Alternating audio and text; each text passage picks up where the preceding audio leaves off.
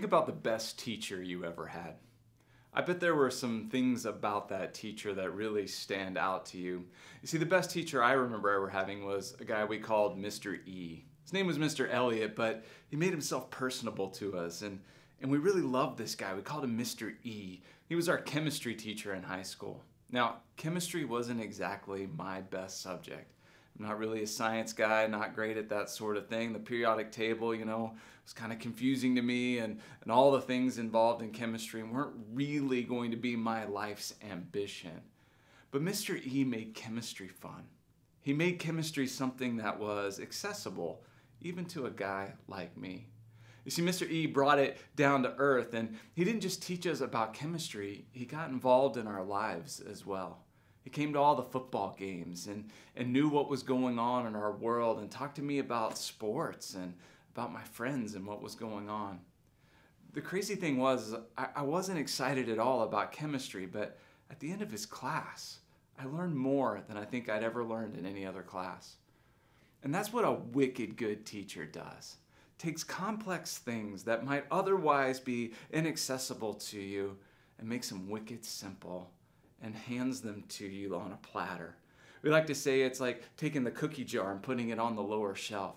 And that's what Jesus did. You see, Jesus was the most wicked good teacher there ever was, because he took something that had been made really complex and he made it so simple. He said, hey, look, all the law and all the prophets, right? All the commands in the Old Testament, the 600 plus commands there are, and all the interpretation and application and all the writings and all the rabbis and everything that is being just laid on you as this heavy burden. He says, let me make it really simple. Love the Lord your God and love your neighbor as yourself.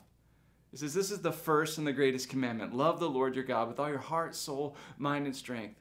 In other words, be fully devoted to God. Love him with everything you have. Let your whole life be a gift to your heavenly Father. And the second commandment's just like it. Love your neighbor as yourself. Why? Because as you offer your body as a sacrifice to God and your life to him, and you're loving him with everything that you are, you realize that God created everyone. And as we love them like we love God, the two go hand in hand. And Jesus was saying, all these laws and these commands and these traditions and the ways that we have of relating to one another and living, it really comes down to that. That's the heart of the law. And he summed it up so simply. And that was upsetting to some, particularly those who made their living on making sure that the law was complicated and difficult to understand and inaccessible to some. They were the ones who, had the titles and the positions and the best seats at the dinner tables and the respect of all the people and all that other nonsense that Jesus really kind of said didn't matter. And he made it so simple. And then he gave us a functional command. He said, go and make disciples. Go and make disciples. So if you're his disciple, then you follow this simple application of all the law. Love the Lord your God, love your neighbor as yourself. And then you go help other people do the same thing. And it's that simple. And it is so wicked good. And he's the greatest teacher there ever was.